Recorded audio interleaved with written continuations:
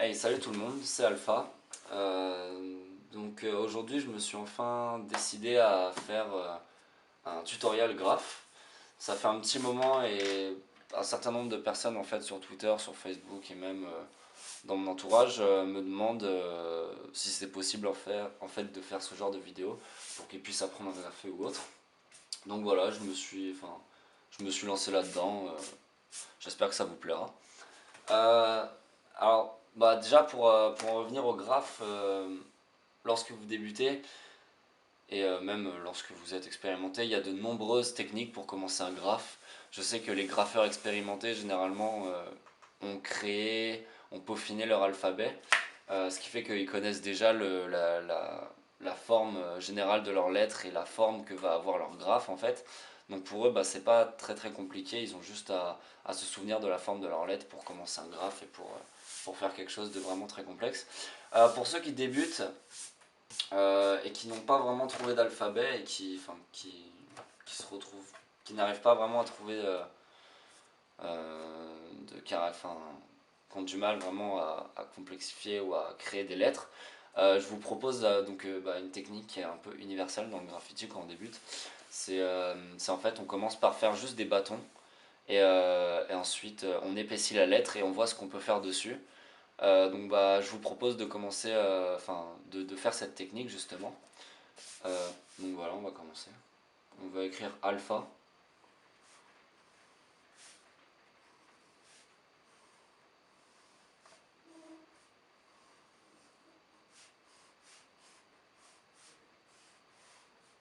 Voilà. Comme je vous l'ai dit précédemment, juste après avoir fait cette étape, en fait, on va épaissir la lettre.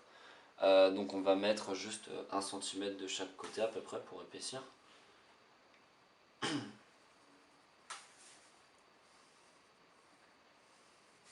voilà.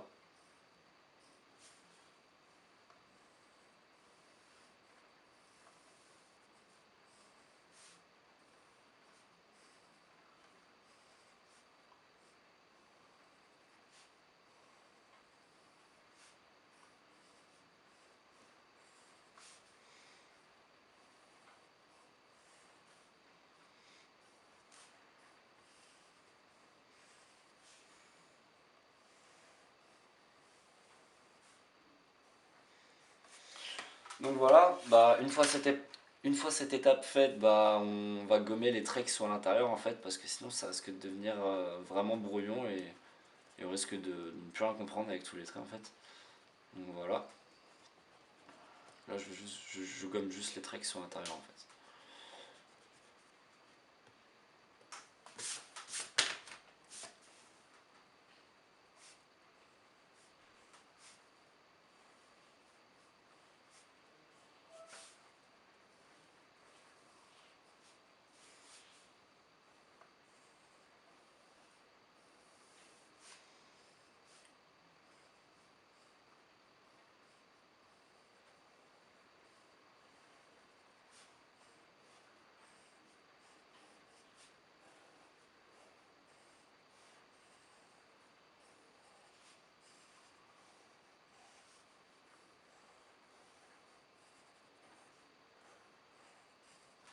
Voilà.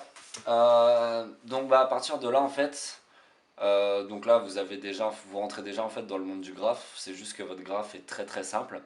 Euh, à partir de là, vous avez plusieurs solutions en fait. Soit vous pouvez faire des rajouts de lettres. Par exemple sur le A, vous pouvez rajouter juste un, juste un carré ou un rectangle au-dessus de la lettre, comme, enfin, comme ça, ou alors juste faire ce genre de choses.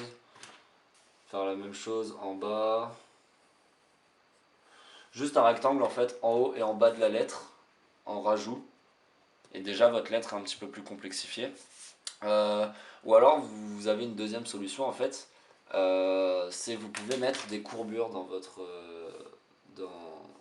lettres, dans votre graphe. Euh, je préfère en fait cette méthode de mettre des courbures en fait parce que c'est plus facile de travailler avec des lettres qui sont courbées. Enfin, c'est pas plus facile, mais je veux dire, on peut plus facilement arriver à quelque chose de complexe avec des lettres qui sont courbées, enfin, à mon humble avis, plutôt qu'avec des lettres qui restent très droites, très statiques, enfin ce genre de choses, quoi. Par exemple, pour le A, ce qu'on peut faire, en fait, c'est essayer de vous imaginer, je sais pas si vous connaissez les règles, en fait, genre MAPED, des choses comme ça. Je fais pas de pub, hein, mais ce genre de règles, en fait, qui se tord très facilement, bah, posez-la à plat sur votre feuille et imaginez en fait que la règle, c'est votre barre droite, enfin votre barre gauche de votre A en fait. Et bah, votre règle, vous la prenez et en fait, vous la tordez en fait. Et en fait, vous essayez d'imaginer en fait quel, enfin, quel, comment vous aimeriez que votre barre soit. Donc moi je sais que mon A, dans le graphe, j'essaye de lui donner une courbure euh, qui a à peu près, alors attendez, qui a à peu près cette forme. Voilà, ma barre gauche de mon A en fait, elle a à peu près cette forme. Elle fait une sorte de vague en fait. Donc voilà. Moi je propose en fait qu'on parte sur ce genre de choses parce qu'il faut savoir que chaque barre est indépendante de l'autre en fait. C'est après à vous de les associer afin que ça forme un mot. Donc voilà, donc on peut partir sur quelque chose de statique avec juste des rajouts, des choses comme ça. Moi je propose qu'on parte donc, sur quelque chose de courbé. Donc c'est parti, on va essayer pour le A, pour la barre de gauche du A en tout cas. Donc voilà, alors pour le A, ce qu'on peut faire, euh, c'est. Donc vous avez votre barre qui est droite. Ce qu'on peut faire, c'est lui donner un petit effet. Donc je vais reprendre l'exemple de ma lettre en fait. Juste un effet dans ce style. Juste ça.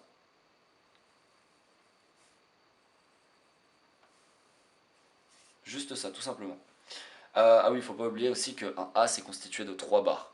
La barre de gauche, la barre de droite et la barre du milieu. Et donc voilà, donc vous pouvez faire ce que vous voulez avec chacune des barres. Faut que ça reste juste. Faut que, enfin, faut qu'il y ait du sens dans ce que vous faites par contre.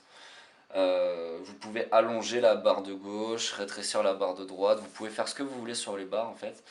Enfin, votre LED, vous pouvez vraiment faire ce que vous voulez dessus. Vous pouvez faire toutes les constructions que vous voulez. Donc voilà pour le. Bah attendez, on va faire ça. Donc le A il est comme ça. Ça fait ça. À peu près. Pour le moment, ça fait ça.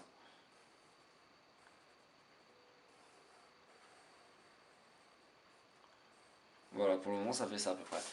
Bah, juste le fait d'avoir mis en fait une courbe sur la barre de droite, sur la barre de gauche de votre A, comme vous pouvez le voir là, juste le fait d'avoir fait ça en fait, ça stylise déjà votre A et ça lui donne un effet graffiti en fait, qui est un peu plus poussé on va dire.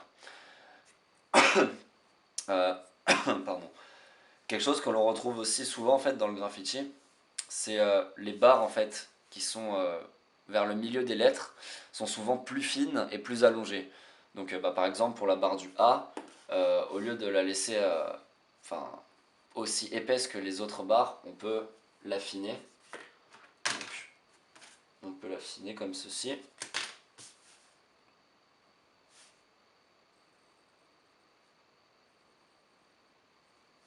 On peut l'affiner comme ceci par rapport aux autres barres. Et là, ça pousse encore l'effet graffiti un peu plus loin. Euh, Ensuite, bah, moi je pense que pour le A, c'est déjà pas mal. On peut passer au L. On reviendra sur le A après. Je l'incline légèrement à l'horizontale. Donc ça donne quelque chose comme ça. À peu près avec juste une légère courbure en fait. Et je divise la barre en deux, on va dire. Enfin, vous allez comprendre. Je fais ce genre de choses et je reprends comme ça. Enfin, je fais ce genre de choses généralement sur mes graphes. Ensuite, bah attendez, vous pouvez juste faire ça en fait. Juste le fait de courber un peu la barre comme ça. Comme ça. Ça lui permet de lui donner déjà encore un certain effet graffiti, on va dire. Donc moi en fait je vois le L en deux parties, on va dire. La partie qui est au-dessus et la partie qui est plus basse. Généralement pour la partie qui est plus basse, je laisse dépasser la barre euh, à l'arrière du L de très très peu, hein, parce que il faut pas former une lettre et quand on essaye de lire cette lettre, en fait, on en lit une autre, par exemple. Ça, c'est le risque en fait, dans le graffiti. Donc voilà, je laisse un petit peu dépasser la barre, euh, comme ça. Et pareil, je donne tout le temps, en fait, je mets tout le temps une courbure dans mes graphes. J'aime pas trop quand les graphes sont droits, sont statiques. Après, c'est mon avis personnel, hein. D'autres graffeurs aimeront, moi je préfère quand il y a des courbes parce que ça donne un effet de mouvement en fait dans le graffiti. Et je trouve ça un petit peu plus sympa. Donc voilà ce que je fais, je fais quelque chose comme ça. Voilà, ce genre de choses. Bon bah non, enfin, généralement je laisse la barre du bas dépasser, mais là dans ce genre de choses, bah, c'est un petit peu compliqué vu que l'alphabet, enfin la première lettre ne s'y prête pas vraiment, on va dire. Ce que l'on peut faire aussi pour complexifier, on va dire, le graphe, pour lui donner un meilleur effet, c'est, vous voyez la barre du A qui est juste là, et ben on peut en fait l'associer à la barre du L qui est juste là, comme ça. Comme ça, on, on colle, on va dire, les deux lettres, euh, et ça donne un effet sympa, on va dire. Et pour donner un effet de dégradé, par exemple, enfin que la lettre a, enfin un effet de volume, on va dire. Moi, ce que j'aime bien faire, c'est mettre juste un ou deux pointillés comme ça, histoire de dire qu'elle est accrochée, mais enfin voilà. Bref. Donc voilà pour le L. Euh, ouais, il est pas super le L. Bon, on reviendra dessus après. Pour le P, ce que j'aime bien faire aussi, c'est raccourcir en fait la barre, qui est, enfin cette barre là en fait. J'aime beaucoup la raccourcir et pareil, euh, pour la deuxième barre du P, on va dire, j'aime bien donner enfin pareil, comme pour toutes les autres lettres, comme pour le A et pour le L, la courber un petit peu plus enfin, qu'elle ne l'est à la base, on va dire. Donc je vais vous montrer. Alors, quelque chose comme ça. Donc j'écourte la barre qui est horizontale, verticale, pardon. J'écourte la barre qui est verticale. Je fais un trait en diagonale. Ah oui.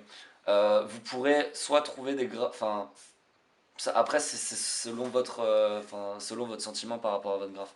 Par exemple, vous pouvez, bah, je reprends l'exemple du A. Soit vous pouvez faire un A avec une, ou en haut de la lettre en fait la barre est droite, ou soit vous pouvez faire en sorte que la barre soit en diagonale. Ça peut, dans certains cas en fait, donner un effet un petit peu plus complexe, donc quelque chose comme ça. Ou ça peut donner un effet un petit peu plus stylé, enfin bon, après c'est vous qui voyez, hein, c'est selon votre ressenti à propos du graphe. Donc voilà, moi ce que j'aime bien faire, c'est j'aime bien mettre des barres en diagonale, enfin un petit peu en diagonale comme ceci à peu près. Voilà, donc là j'ai juste raccourci la barre en fait. Et ce que j'aime bien faire aussi, c'est normalement la barre du P, vous êtes d'accord que ça forme un arc de cercle. Bah, ce que j'aime bien faire en fait, c'est changer le sens de la courbe vers le haut de la lettre en fait. Par exemple, faire quelque chose dans ce style-là. C'est quelque chose qu'on voit souvent en graphe. Moi, c'est quelque chose que j'applique sur toutes mes lettres, on va dire.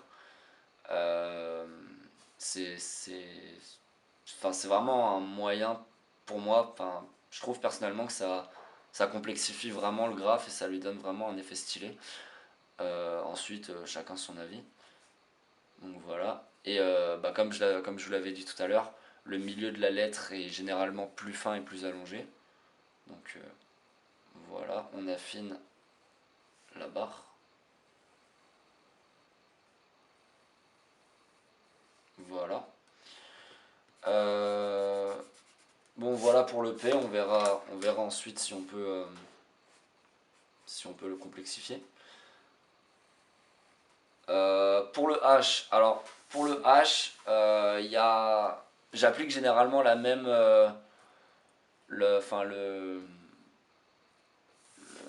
enfin j'applique la même technique que pour le A, c'est-à-dire que je courbe de la même manière en fait la barre gauche de mon A, enfin que de mon H on va dire, donc en fait ça donne quelque chose comme ça. C'est pour ça de temps en temps c'est possible que l'on confonde un peu mes A et mes H. La seule différence c'est que le A dans mon alphabet on va dire et n'importe quel autre alphabet, la différence entre le A et le H, c'est que le A doit être bien accroché, on va dire, sur le haut de la lettre, alors que le H, il doit vraiment rester un espace, en fait, entre les deux barres, pour vraiment distinguer le A du H. Donc voilà, je courbe de la même manière que le A, c'est-à-dire comme ça, tout simplement. Voilà, et j'ai laissé un espace, on va dire, entre enfin, à partir de là et, et là, j'ai laissé un espace entre les deux pour montrer en fait que la lettre P est accrochée à la lettre H. C'est quelque chose que vous pouvez faire aussi dans vos graphes qui est vraiment pas mal. Ça permet de les complexifier ou autre. Donc voilà, j'applique la même règle que je vous ai expliqué tout à l'heure pour la barre du milieu du H. Donc je l'affine. Alors, je l'affine et je la raccourcis un petit peu d'ailleurs. Comme ça. Et pour le moment, on va laisser le H, enfin on va laisser la deuxième barre du H droite. Je vais vous expliquer ce que vous pouvez faire après sur le H. Quelque chose qu'on voit souvent aussi dans les alphabets qui rend très très bien. Le A, je vais refaire la même chose, je vous réexplique pas. C'est juste un remake de ce que j'ai fait pour le premier A quoi. Alors.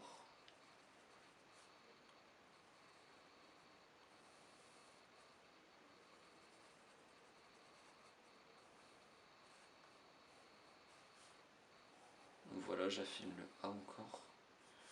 Il est moins affiné que pour l'autre, mais bon, c'est pas grave. Alors, donc voilà ce qu'on a. Moi, je trouve que c'est pas mal. On peut encore aller plus loin en fait. Donc, ah oui, donc je devais revenir sur le A et sur le A, enfin bref, je devais revenir sur tout le graphe d'ailleurs. Donc ce qu'on peut faire aussi sur le A, quelque chose qui se voit souvent en fait, c'est d'écourter la barre de droite par rapport à la barre de gauche. C'est quelque chose qu'on voit souvent dans le graffiti. Donc je vais essayer, je vais vous montrer ce que ça donne en fait. Euh, donc alors, donc là on a la barre de gauche qui remonte, comme ça. Et la barre du A en fait, enfin la barre de droite du A, on peut l'écourter. Donc on va commencer ici. Et on peut l'élargir en fait. On peut vraiment faire ce qu'on veut avec les lettres. C'est selon notre sentiment par rapport au graphe. On peut vraiment faire ce qu'on veut des lettres. On peut élargir un côté d'une lettre, l'affiner, on peut vraiment faire ce qu'on veut. C'est ça qui est vraiment bien dans le graffiti, c'est qu'on est libre en fait enfin, on est libre de nos mouvements, on va dire.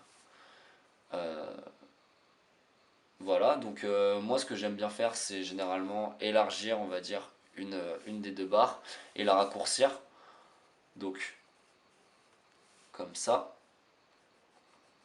Et pareil, je la coupe en diagonale cette fois-ci.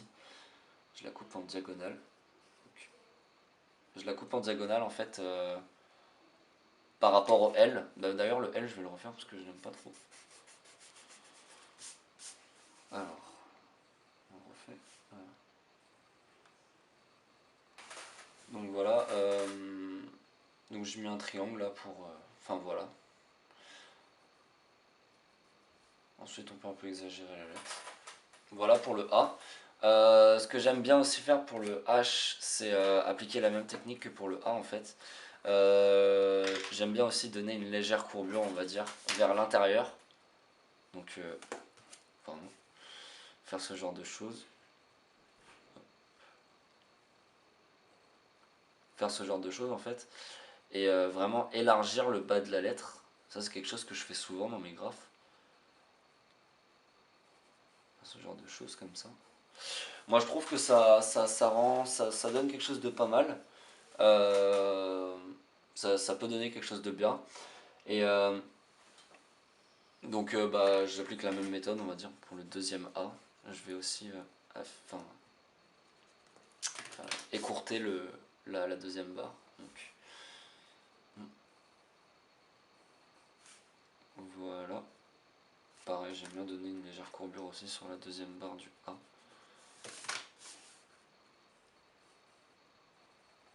Comme ceci. Vous voyez, je garde vraiment le parallélisme dont je parlais au début.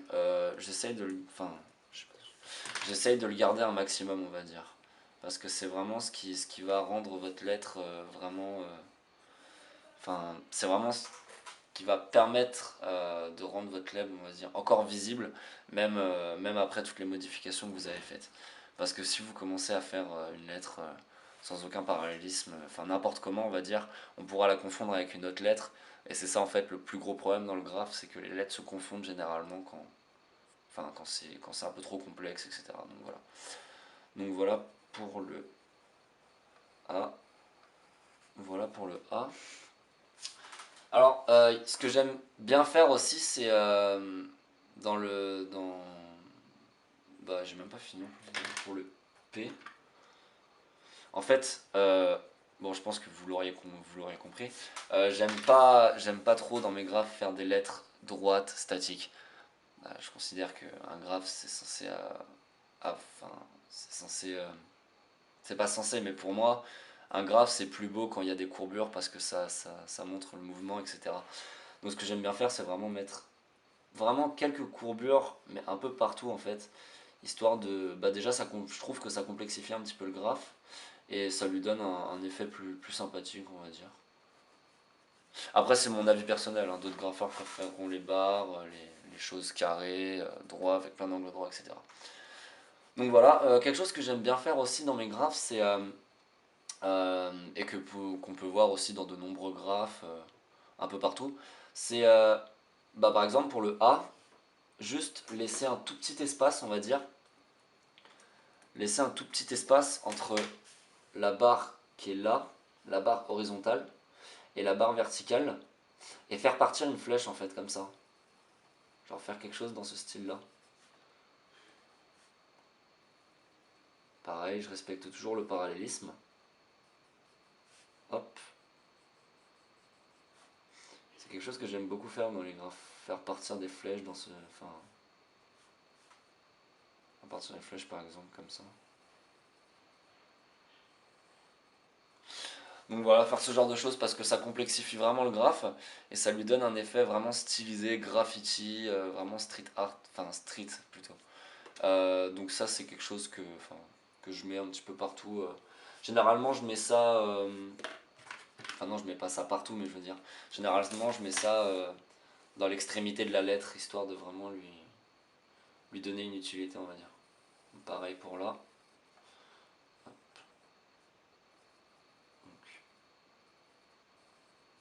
Donc un trait très très fin et ensuite on revient sur un trait très très épais. Donc voilà, ce genre de choses. Aussi quelque chose qui se fait souvent c'est les rajouts en haut des lettres. Bah, par exemple là, on peut faire ça. On décale un petit peu la lettre qu'on rajoute. On la décale des deux côtés donc. On essaye de garder le même décalage en fait d'un côté à l'autre donc voilà. Ce genre de choses ça peut être pas mal. Euh, Moi ça me semble pas mal pour le moment.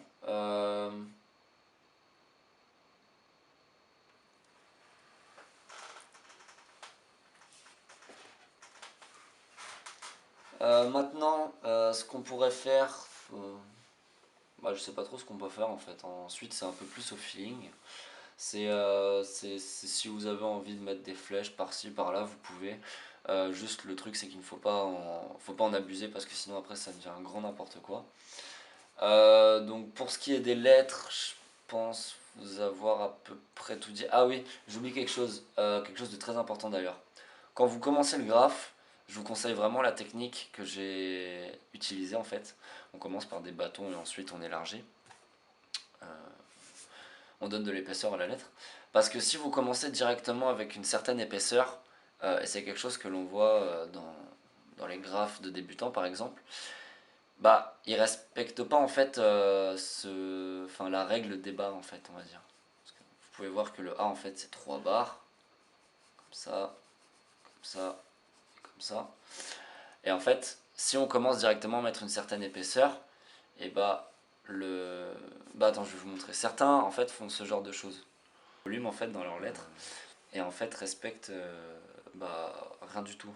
Oula, c'est quoi ça? Pardon. Attendez, c'est juste pour l'exemple. Par exemple, là vous voyez normalement, si on suivait la règle avec juste le trait, un trait seulement, sans aucune épaisseur, normalement ça devrait faire ça. Ça. Et ensuite, lorsqu'on épaissit cette barre, ça crée un trou naturel, vous voyez. Au croisement de toutes les. Enfin, au croisement de toutes les barres. Et il y en a en fait, ils commencent directement avec une certaine épaisseur. Ce qui fait que, en fait, leur lettre, elle est faussée. Parce ils font un trou un peu n'importe comment. Genre comme ça, et vous voyez qu'en fait, ça respecte pas du tout ça respecte pas du tout la règle de base du graffiti. Donc c'est pour ça que je préfère que vous appliquiez la règle et la technique que je suis en train de vous expliquer depuis le début de cette vidéo, et non celle-là. Maintenant, ce qu'on pourrait faire, c'est parler des ombres. Alors moi, les ombres, généralement, ce que je fais, c'est je fais mes ombres en fonction en fait de la place que prend mon graphe sur la feuille. Par exemple, s'il est un petit peu trop haut, je le fais les ombres vers le bas. S'il est un petit peu trop excentré vers la droite, je fais des ombres vers la gauche. Pareil de l'autre côté. Donc ça dépend vraiment de beaucoup de choses. Là, le graphe se situe un petit peu au milieu. Je pense qu'on va faire des ombres avec un point de fuite, juste comme ça. Donc voilà. Donc moi je les fais pas à la règle, je les fais juste comme ça. Vous faites les ombres en fonction. Vous pouvez aussi les faire à la règle, hein. Vous prenez votre point de fuite à la règle et vous les tracez. Moi je préfère les faire sans règle, c'est mieux. C'est moins précis forcément, mais je trouve ça un petit peu mieux. Donc voilà. Voilà, on fait juste des traits en direction. Et ensuite on rejoint. Tout en suivant en fait la forme de la lettre. Donc là il y a une courbure. J'ai mis une courbure, etc. Enfin voilà. Donc,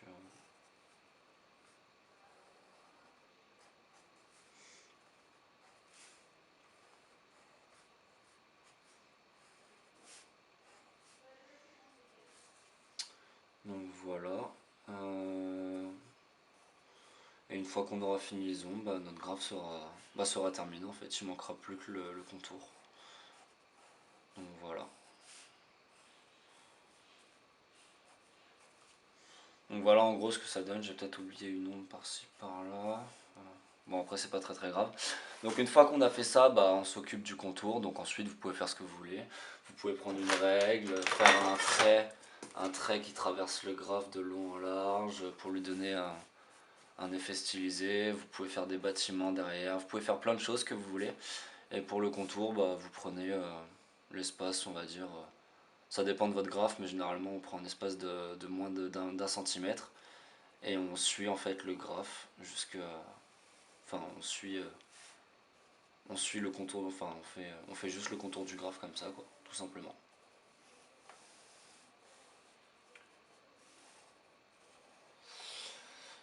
Donc voilà, je vais pas. Enfin, si, d'ailleurs. Donc voilà ce que je pouvais vous essayer de vous apprendre par rapport au graphe. Qu'on peut vraiment arriver à quelque chose de pas mal en commençant par des choses très très très très simples. Donc voilà. Voilà le résultat final. J'espère que ce tutoriel vous aura permis d'apprendre pas mal de choses par rapport au graffiti. J'espère que ça vous a plu. Et dites-moi si vous voulez que j'en refasse d'autres. Dites-le moi en commentaire ou quoi que ce soit. Merci, à la prochaine. Of course, you know what a fuse is. It's a long piece of cord impregnated with gunpowder. When you strike a match and light it, it burns fitfully, sputteringly to its end. at which there is a little surprise. Could someone please explain how I lost the